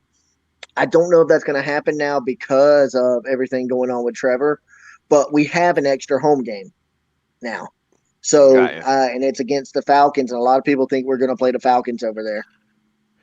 So, yeah, and I heard, I heard that they were not going to use the Falcons because the Falcons were supposed to play over there too. And ultimately, teams are volunteering for it nowadays because of how much money they make. They don't have to revenue share it. Right. That's what people don't realize is the Bears lost a home game because they wanted to. Well, Atlanta has got a home game. You have a home game over there, so that's why I don't think you're going to be playing Okay. Atlanta over there, unless Atlanta goes over there for 2 games and plays you. Like you guys would go over there Yep. for 2 games, and then that second game would be Atlanta, and then Atlanta play their second game as a home game. Like they'd play an away Yeah. game and a home game. Because 'Cause I I've been heard- hearing rumors that Philadelphia may Yep. be one of the teams that obviously there's only 5 teams that are available to play over there. And So before COVID, the rumor was going around that I heard, and this is from some actual, they're pretty decent sources that have been right in the past. The NFL was trying to do 8 games over there total and sell a season pass. right. So Yes, I that heard way that. you have different matchups each week, and they just buy a season pass for over there. But you're Right. not having too many teams losing their market. So, and it makes money for the NFL all the way around. So, because what's happening is over there, the teams, the stadiums are actually paying the NFL to have the games there now. So the 2 Tottenham stadiums Stadium, are paying the NFL. So Right. And that it's was the very purpose of interesting. having the 17th game, where the 17th game was not going to be a home game for any of the teams, and that all of the teams would be making the trek. So, And I but they were heard, going to include that, and they were also going to include Mexico City as one of the spots as well. I heard the neutral site game thing get thrown around. That wasn't confirmed by anything, but did you hear anything about that? I did not. So the room now, this was just like I don't know if it was like a fantasy rumor or whatever, but I heard a lot. I heard it from 2 or 3 different people that they were talking about doing, like, say that New Orleans plays Tennessee and Alabama at the Alabama Stadium, that third Yeah. game. So I mean, it makes sense because then you get into a market that you don't have that are right here in your own backyard. Right. Yeah. 100,000 people at But Bryant the only Denny. way that works is if you have that, make it a third divisional game. Yeah, true. Yeah, because there's That's also the only time that can really work. So, and that's just my opinion. Yeah, because I mean, because I don't think it's fair that teams should have to switch up with the home games anyway. Like, there shouldn't be no team that has 9 home games. It's not competitive then. It's not it's not level playing field like they talk about. Well, it's there only should- going to happen for a couple of years before they switch to week 18. They're going to have a 19th, an 18th week, and it's going to be a 20-week season. The NFL has been working diligently to try to make the Super Bowl the same week as President's Weekend. Okay. So that Monday everybody has off after the Super Bowl. It's been working that for a long time. This is now the first time the Super Bowl is going to be a week later than it normally is. It's going to be the second week in February. All they need to do is push it one more week, and so they're going to start on Labor Day and they're going to end on President's Day. And that's how it's going to be, because it's going to need to be a 20. You're going to have 2 buys during the season. 18 games, 2 buys, 20 weeks. And you notice they've been spreading out the season even more and more each year. To try to get something big in each month. You got the schedule release in May. April is the draft, free agency. They're being smart about it. You're only going to have maybe June of a lull nowadays. Well, that's when camps start. You have those camps that kind of come into play and such. So that's where that all comes in. It comes in because July, you got the mini camps in June. July, you start getting everybody into camp. August, you're in camp, because you get 5-6 weeks of camp, and then September is. What y'all's takes? With y'all's draft? I liked our draft. I mean, first off, I love it when Cowboys cry, and then when they helped us make the Giants cry. That was a beautiful thing for me. I love that. I absolutely love that. After that, their second round pick, I know that this guy's been injured, but that guy is an absolute stud.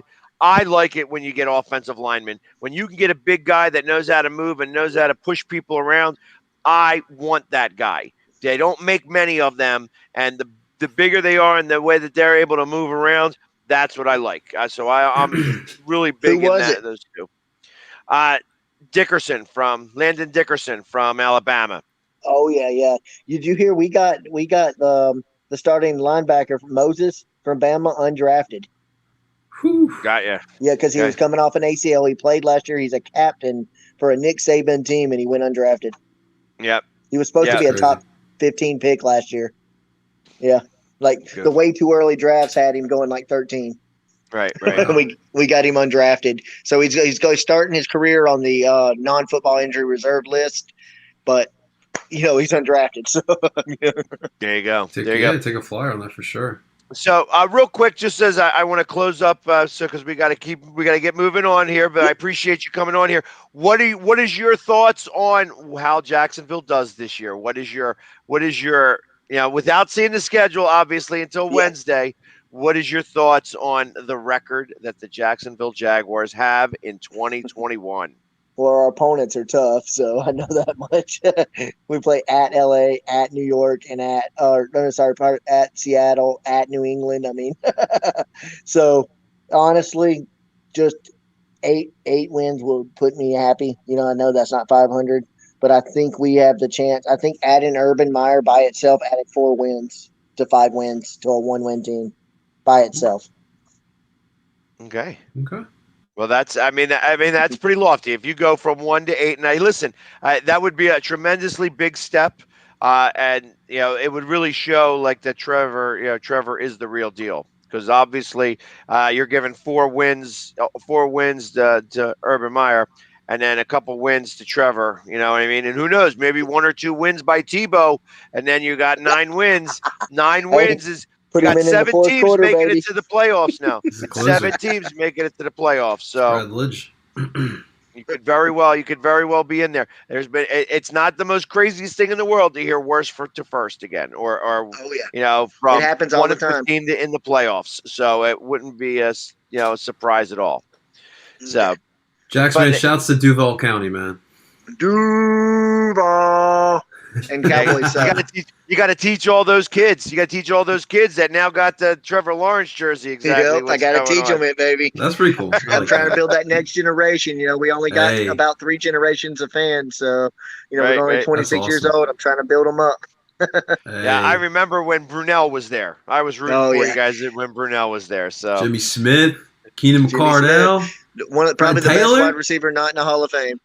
Dude, I love Keenan McCardell. And that name Jimmy is also Smith, a great football name. But Jimmy Smith, he had more catches, more yards, right at the same touchdowns as Michael Irvin, and just now got nominated. Wow. There you go. And he would be the first one from Jacksonville, correct? Yeah, we don't have a Hall of Famer yet. Wow. I did not know that. We've had Baselli. He's been in the top 10 the last 5 years, 6 years straight. So it sucks, man. We're trying to get it up there because I was joking around. I said I can't even put myself in the Ford Hall of Fame or try to go in the Ford Hall of Fans if we don't have a Hall of Famer to nominate me. Do the Panthers have one? Because you guys came in the same year. It'd be sad if I went in before a Jaguar. Well, good luck with that. So it's everybody gets a chance. You know what I mean? I'm still waiting for my nomination. I haven't heard of anything yet. So but I figure I got a ways to go yet before somebody decides to nominate me. Yeah, man, there's too many people ahead of me in Jacksonville that deserve it way more than me. So, but well, listen, I really do appreciate you coming on, and we'll definitely once the season gets hopping, we'll definitely have you come back on again. Yeah, definitely, man. Y'all be safe, okay? You too. Right, Pleasure meeting you. Thank you very much. You have a great one. All right. Jax man. The Jax man there. Talking about, like I said, I wanted to bring him on because it's interesting to hear, especially he's got the number 1 pick there. They're all super excited down there. He's high on Urban Meyer, too. Yeah. And I guess you have to be. You have to be. Like, if you're going to start to try to turn things around, you better make sure that you have, the pieces in place. And, I got to imagine that's why Urban Meyer went down there to begin with. He's like, let me see. I want to get the number 1 draft pick, and I want to get the number 1 next to God. You know what I mean? Be the tight end. I might as well give it a shot. You know let me tell you, I'm an Eagles fan, and I know Urban Meyer is 10 times a better college coach than Chip Kelly was, but I still got bit by Chip Kelly, so I'm a little iffy on the college coaches now. But Well, we'll see. and it's going to be interesting. It's definitely It going to will. be interesting. I'm right there with you. I don't just because you were great in College. college does not equate to you being great in professional. And my expectation is that he started off great with a good quarterback. I mean, you're starting off from day one with somebody who you think you're going to be able to build a team around. And ultimately, it's the same thing that Jimmy Johnson kind of did. And, obviously he had somebody very specific who he was able to trade and get a world of things back. Yeah, man. For so Yeah, man. So like the key to the transition from college to the NFL, and it's a difference from guys like Pete Carroll to guys like Chip Kelly. You can't treat these guys like kids. You got to remember that these are professional grown men. If you start going in there acting like this is a college program, they're going to eat you up. And I feel like Urban's going to be able to get over that hump because I do think he's really smart. I do think he's built for this type of situation. But we'll see how long he lasts. Even Pete Carroll, I mean, like Pete Carroll's he's been in Seattle for a while. But dude, it's been a grind out there, man. It's been a grind for him, and it took him a while to get started. I mean, yeah, and there's, I mean, the NFL is littered with college quarterbacks or college coaches who didn't make it. You know what I mean? You got Steve Spurrier, who Ed mentioned, and then you have even Jim Harbaugh. Jim Harbaugh. Well, Jim Harbaugh did go to the Super Bowl. That's true. So. Burned out, but yeah. Yeah, well, and you can see he's not a really good super coach. You know what I mean? Yeah, he's about to leave Michigan. Right. And then you have, what's his face? Chip Kelly, but beyond that. There was Greg Schiano. Remember Greg Schiano with Tampa Bay? The guy from Alabama. Nick Saban. Yeah, with the Dolphins. He just quit. Yeah. No, because what happened was he signed the wrong quarterback. He should have signed Drew Brees. He probably would have been in the NFL still. Probably. But, oh well, it was too big a shoes for him to fill, trying to follow behind Don Shula. And then you have Kingsbury out in Arizona, who literally got fired by Texas Tech, and he gets hired by the Arizona Cardinals. But then again, you also have my man down in Carolina. I think he's going to do really well. I love what he's doing. He's building it right too. Right. He's building it right. Well, listen, with our Eagles, this past weekend we had some news. Howie honestly was a good pickup. So they pick up Kerryon Johnson from the Lions waiver wire. This is a former second-round pick who's still on his rookie deal, who kind of just fell out of favor. He got hurt, too. It's unfortunate stuff. But the kid's got some talent. Kid can probably help you out here. He was the running back that broke the long streak of – the Lions had like 3 or 4 seasons or 5 seasons of a running back not rushing for 1,000 yards. That is crazy.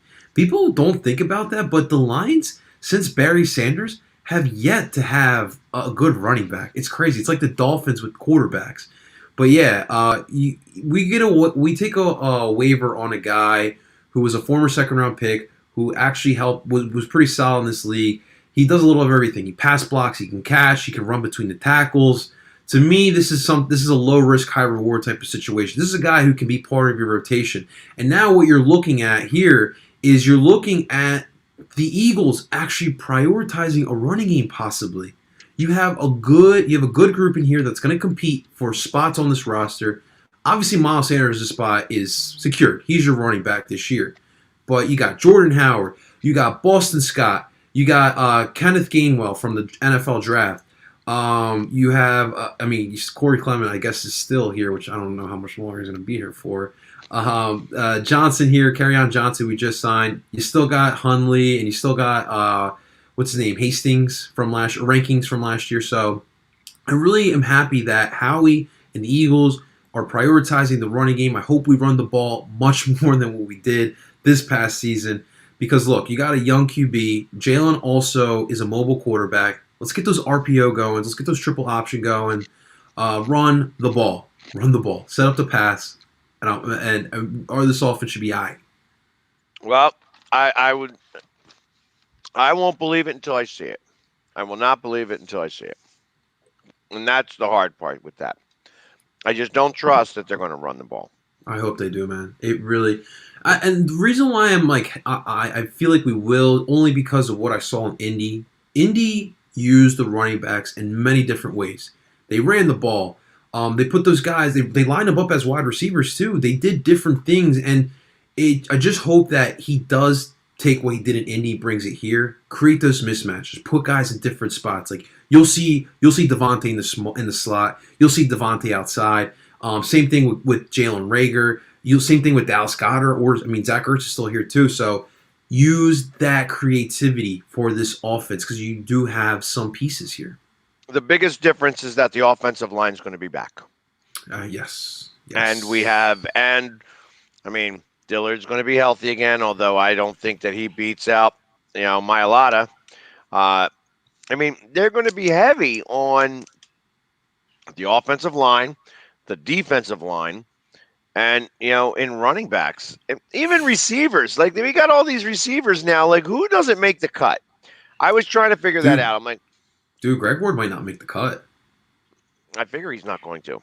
And I'm thinking JJ is not going to make it either. He better not. I better not see his butt here.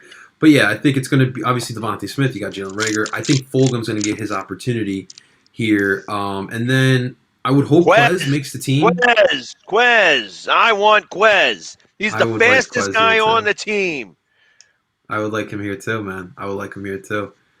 They picked up a couple other guys through like practice squad, but yeah, you would predict that this team would go with 5 wide receivers, maybe a guy on the practice squad. But yeah, man, listen, for Boston Scott, Greg Ward, and Alex Singleton, 3 guys who kind of just stuck around. Great stories. Credit their heart because they've worked their butt off to make these teams. But maybe at least for Boston. And for Greg, maybe their run is done here in Philadelphia. Yeah, unfortunately, I think so. And I'm even beginning to think Fulgham's the same way. He may get pushed off as well.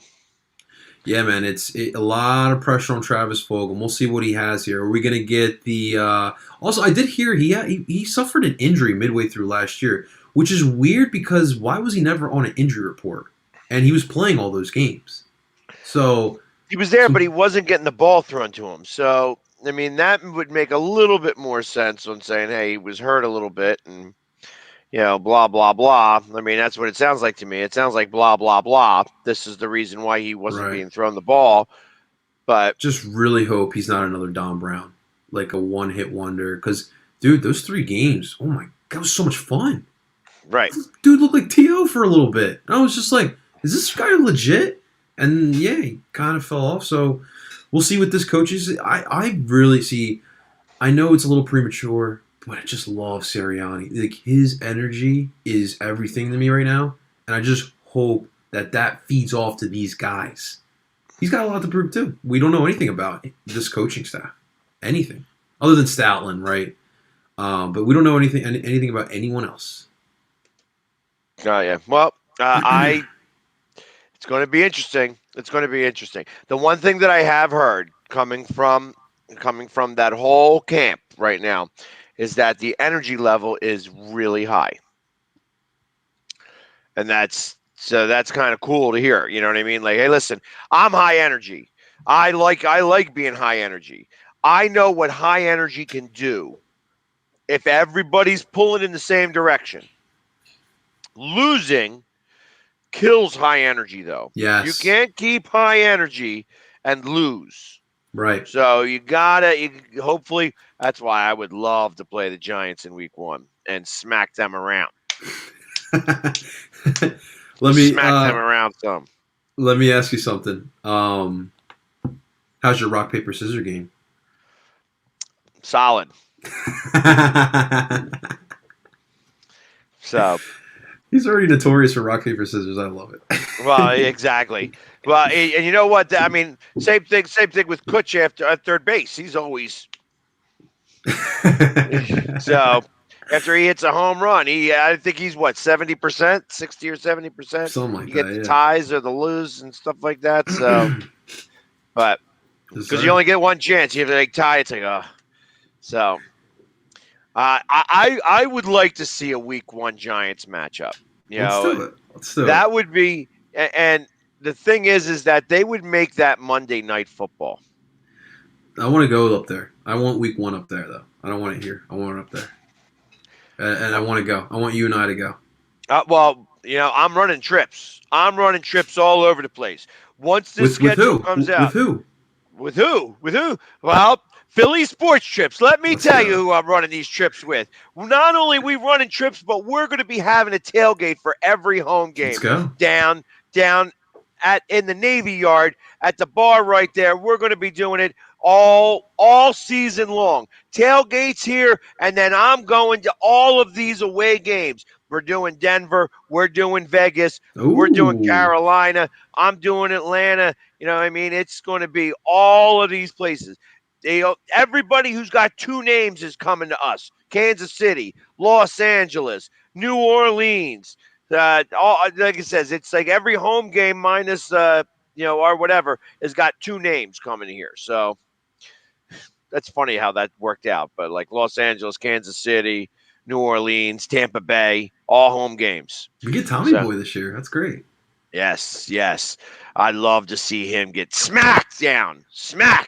He still doesn't like us. So, yeah, he's always crying. He's always crying about something. He was trying to bust. What's his name's balls? Kevin Hart. And Kevin Oh. Hart was. Oh, you didn't hear about that during the draft. The NFL had his thing, and he's like, he's like, well, we couldn't get the Rock, so we wound up getting you to Kevin Hart. And Kevin's like, I ain't buying it.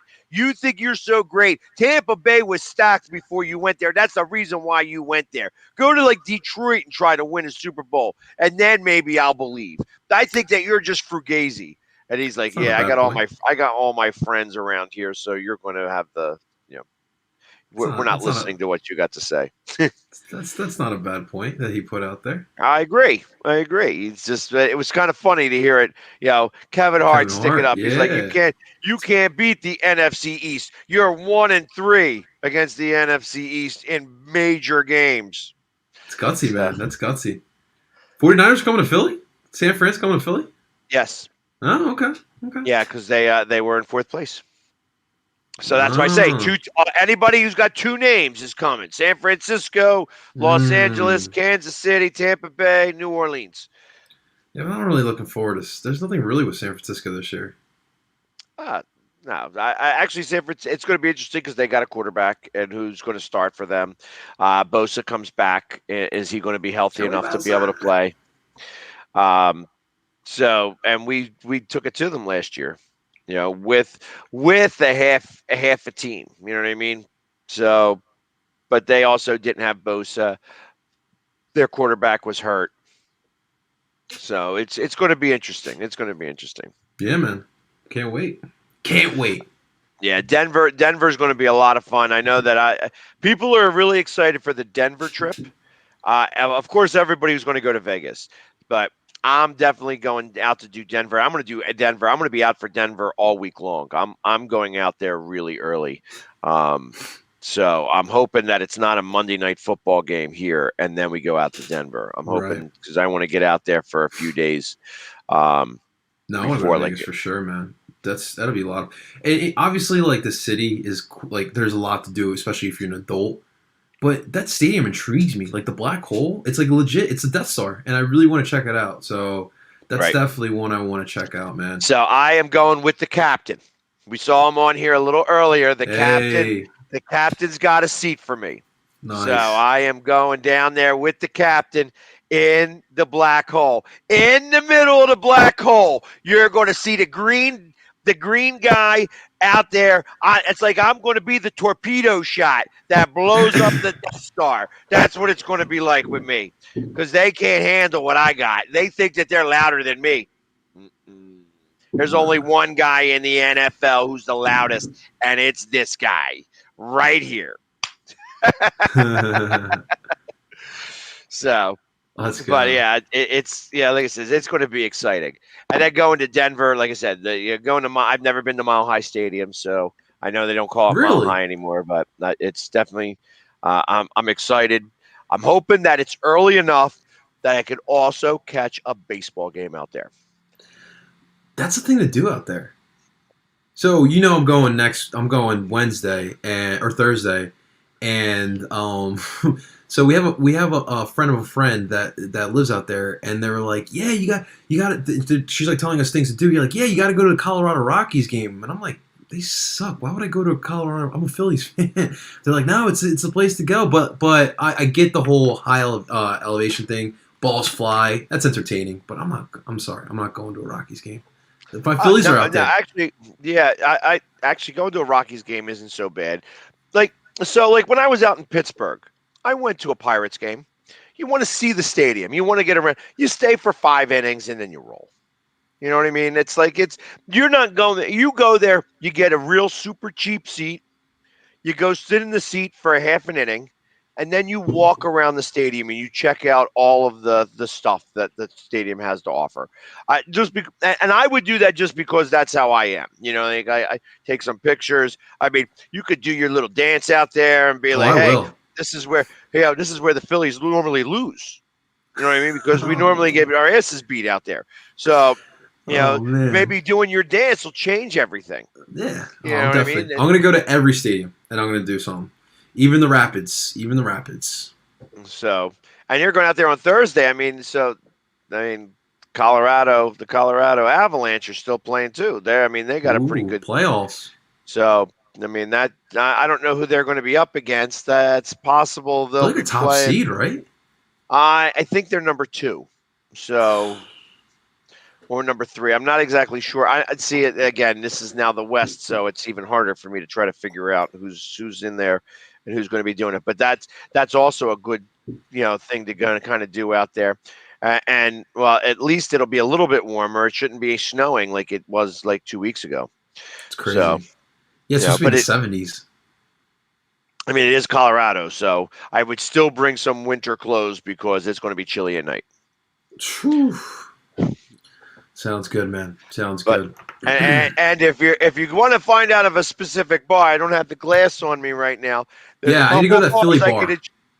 I gotta introduce you to those places because that one Philly bar is that's near the colleges. That's near the one college, and oh my lord, if I had the shirt on, I would know. Colorado.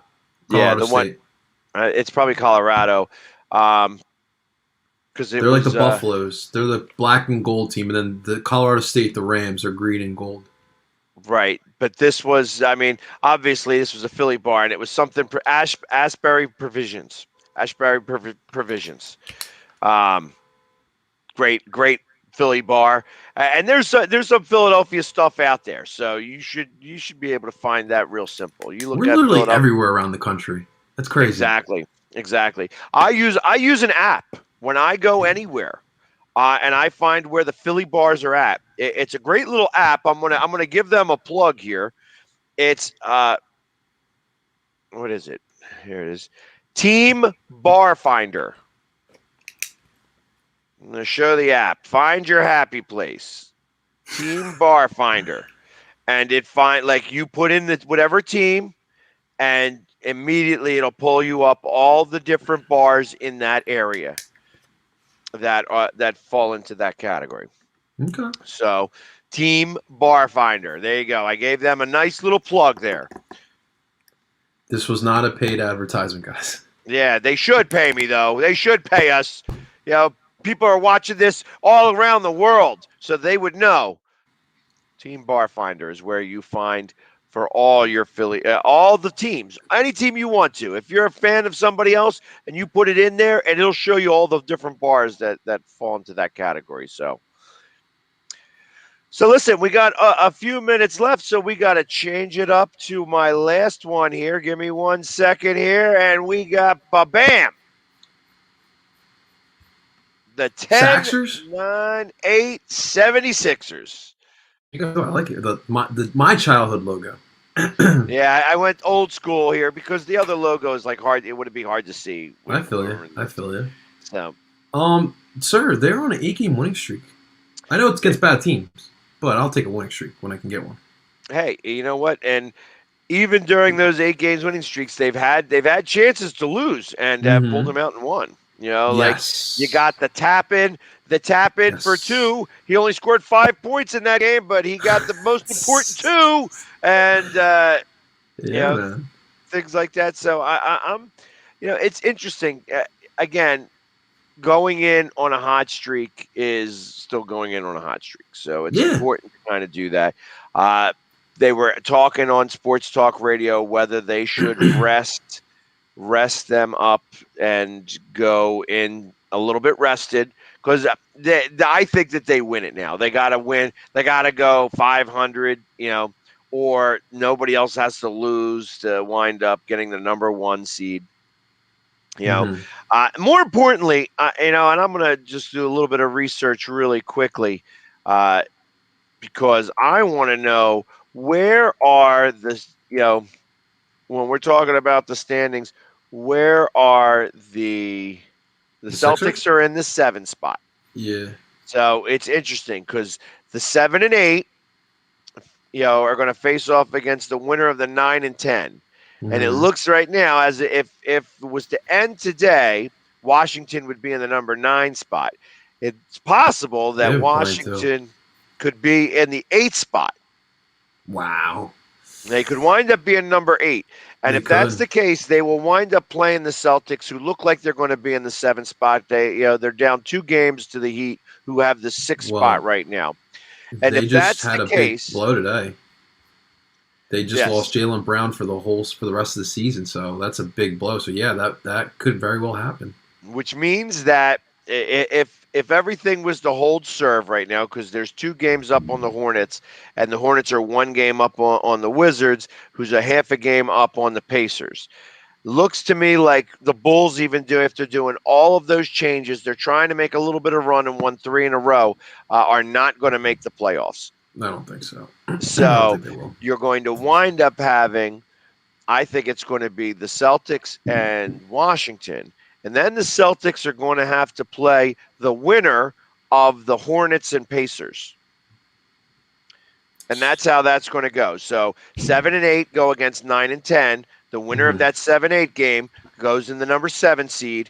The winner of the 9-10 game plays the loser of the 7-8 game. So that's what makes it. So if you're the Celtics and lose your last 2 games, you're out of the playoffs. So this is true, man. So when I see this team, look, yes, it's an 8-game winning streak against not that good of teams, right? But to me, with the main difference with this team now led by Doc Rivers and maybe last year's team led by Brett Brown, I see confidence. Like, it's a championship type of confidence that this team has. So in these games, this year as a whole, like, teams haven't been able to practice as much as they've wanted to. And when you're talking about Doc Rivers going into his first season with this team, you kind of want that practice time. But what they're really doing in these 8 games that you're really seeing, Doc is trying different things. Doc is using these games as practice time. He's trying different things, putting guys in different situations. Tyrese Maxey started on Saturday in that win against Detroit, that second from the back-to-back. My man drops 22 points. He's 35 minutes. He had the most minutes out of the starting lineup. So I love the fact that this team knows they are good. But now they need to know that they are great. Make this run here. Yes. Winning streak against bad teams. Yeah, we won't get too excited. But it's the momentum that is building, and it's slowly rolling into the playoffs. So yeah, I'm excited. I'm definitely excited for these last couple of games, and we can get to this playoffs. And this is what we've been waiting for. Like, we know the Sixers have been a good regular season team, but what are we going to do in the playoffs? And the best part about it, we don't know what the rotation is because there's a couple options here, and that's also a kind of a good thing there as well. First time the number 1 seed since 2001, and you picked the perfect logo for this moment. So, yeah, man, the Sixers team is a lot of freaking fun, man, and I hope and this team can make a run. They just got to play their game, play that bully ball, Sixers basketball, Just suffocate the ever living, out of the teams. Right. As I'm just looking to see because there's 4 games left for us. There's 4 games left for the Right. Nets. There's 5 games left for the Bucks. Mm-hmm. And I guess that's the reason why we can't clinch it with 1 game. 2. Yeah, 2 we need games. And we 2. got this. We need 2 to Right. fully clinch. So either a loss by the Nets would clinch it against them. Because I think we tied the season series with them. I think we won it actually. Only loss we was lost in Brooklyn. We lost the season series to the Bucks. Yes. And that's the reason why we need the 2 wins. 2 wins Yes. would then, because they're 3.5 games out right now, with 5 games left where we have 4. Yeah. So, and the Nets are in danger of dropping to 3. It's not going to matter. The 2 and 3 spot's going to be the same, realistically, because they're going to wind up facing each other. It's going to be interesting to see, is the Heat strong enough to beat the Knicks? And as we talk about that, there's still only 1 game out, and they're all 4 games left too. So the Knicks, the Hawks, and the Heat are 1 game out between 4th and 6th place. Mm-hmm. So it's going to be interesting to see where all the seeding comes from, because number 2 versus number 7, 1 versus 8. I mean, so we could wind up playing the Celtics in the first round. Bring it on, man. And it would be nice to be able to just go smack them around a little bit and just sweep them. Yeah. Give a little bit of payback from last year. Yeah, but a part of me wants to see Jalen out there with them too. But no, I mean, if that's your opponent, you got to take care of business. But yeah, I would rather see Jalen play out there. But the season's not going to be as easy as many people think. I see a team like New York giving you fits. I see a team like Miami's interesting because we all know what they did last year. They kind of stumbled their way to the finish line here. But what are they going to be in the play? We know what Jimmy does come playoff time, but it was a weird year with them. So definitely a lot of question marks. But yeah, I just see our Sixers in the Eastern Conference Finals. So teams that are moving, that are doing well right now. Sixers are 8-2 in their last 10. The Bucks are 8-2 in their last 10. The Knicks are 7-3. The Heat are 7-3. The Wizards are 7-3. Dude. Everybody else is 5-5 except the Celtics, who are 4-6 in their last 10. And could we also? I know it's looking at the West, but the Lakers are now the 7th seed. They have to do the play-in right now, and they are 1 game out of the Trailblazers. I hope they're in the play-in. I hope so. Yeah, so they're 2 games out of the 5 spot, and of course a game out of the 6 spot, and the last 10 they're 3-7. So out of it's funny because both the Lakers and the Celtics are the worst teams, because you have obviously the Jazz, the Sun, and the Jazz are also probably about 2 games away from closing that out there. Mm-hmm. The Clippers have the number 3 seed. Nuggets have a chance to get the number 4, but Denver's done now. Mavericks in the 5, Trailblazers 6, Lakers, Warriors, Grizzlies, Spurs. Warriors coming on strong as of late. So they're going to wind up they're not going to catch the Lakers. They're going to wind up in the 8th seed. So whoever is going to be, it's going to be the Warriors probably in the 8th seed or the 9th seed, depending. And actually playing against and then the Spurs. Yeah, the Pelicans are a game and a half out of a playoff spot. The Kings are 2.5 games out of a playoff spot. I don't think either one of them are strong enough to catch up. So I think it's going to be, well, although the Kings are playing really strong and are 7-3 out of their last 10. Mm-hmm. So I guess anything is possible. So we'll see. Things look good, though. Things look good. Who would have predicted this?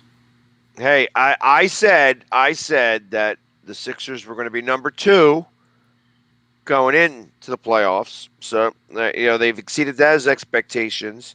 And I said that they would be in the finals against an LA team. Now, if the standings stay the way they are and they were to go this, it would be, and the Lakers hold serve. The Lakers would wind up beating the Suns out of the playoffs. That would make it a little bit easier for the Jazz. You'd have, are the Nuggets still strong enough to beat the Mavericks? I think so. Yeah, I think so. They play good So- defense still. So then you'd have the Jazz, the Clippers, the Nuggets, and the Lakers. And then the Lakers beating the Jazz. Can the Lakers beat the top 2 seeds in the Western Conference? So for me personally, I'm not buying the Jazz. I always said that if you live by the 3, you die by the 3, And they cry babies. They are crybabies over there. Exactly. Yes. I don't know if that style can win you in the NBA. Like, it's fine. Like, you're a 50-win team and you're the top seed. You might make like a second round, but you might make it to the Western Conference Finals. But you need to play a little defense, and they don't play enough defense for me to just say like they'll be in the finals. So you gotta play defense. Like, people think because of the Warriors, because the Warriors were winning like with all the scoring, but people forget the Warriors all were a pretty efficient defensive team. Like, Steph even had a couple steals here and there. Clay's they a really had underrated. Iguodala. Yeah, Was Draymond. the defense. He won the MVP of the finals Right? because of defense. He was able Shut to down cover LeBron. You know what I mean? That's Yeah. what it was. It's all it is about. So if you want to make wins it, championships. if you want to be a Final Four team, you got to play defense. You flat out have to play defense. So, and like I said that it was going to be an all LA final, Western Conference final, and that if the Lakers win, we win the championship. If the Lakers lose and the Clippers win, I don't know that we're going to win the championship. That's my opinion. I think that if any other team makes it in LA, the Sixers win it. I think that Utah gets the asshole pucker. You know what I mean? That they start squeezing as they get closer and closer. I think that Phoenix doesn't do it either. And I think it's an LA thing. So it's crazy. So I was listening today on sports radio. It would have been awesome being alive in the early '80s. Sixers making it to 4 consecutive Eastern Conference Finals, winning a finals, watching Dr. J, Moses later on. I tell you, the thing that I'll never forget is watching that Boston game on a TV that was literally about the size of this. Literally that size, like 2 phones put together. That was the size, black and white. A black and white television at a restaurant in Swarthmore. And I was the kid, and I was up, I was low because everybody was above me. Like, all the adults were above me, and we're watching that game. And and the Sixers are pulling it off in the end, and you hear beat LA, beat LA, beat LA from a Celtics crowd. It was one of the most amazing things that I have ever witnessed in sports, to hear an opposing team crowd when you win them over.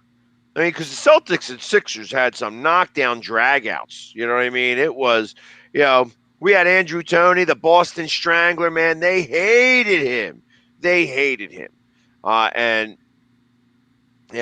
Larry Bird also could do it. They were good at, he was a killer, man, beating us all the time. So it was really something to kind of watch all that occur. I mean, but basketball was so different then. Like, I think of like the Milwaukee Bucks back then were really good. They had Sidney Moncrief, and like, it's just those guys. And then you think of Atlanta, who's got Dominique Wilkins and things like that. It's like those were great teams just all the way around. It's a shame. It's a shame basketball doesn't have that the way it does anymore. Now it's like you have to have like 3 or 4 guys that are really good to be able to play on a team. Yeah, it was like 1 or 2 guys could carry a Yeah, team. man. It's pros and cons. I mean, obviously the game was a lot more physical back then. I mean, just like I love the mentality of the bad boys. Like, yeah, you might make the basket, but you're gonna pay for it, and they kind of Exactly. missed that.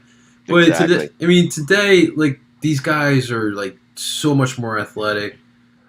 This whole positionless basketball thing too. There's some intriguing parts about it, but yeah, part of me does want like imagine the Sixers team currently playing with that mentality. That would be awesome. Yeah, that the bully ball. That was the bully ball that we were promised last year. Hey, listen, guys, we've gone our 2 hours. Again, it always seems like it goes by way too fast. But thank you for tuning in with us, and you can see us next week. Definitely show up with us on Wednesday for the NFC show when we talk about the NFL schedule. Listen, guys, thank you very much. You all have a great night, and let's go Sixers. Yeah. Let's go.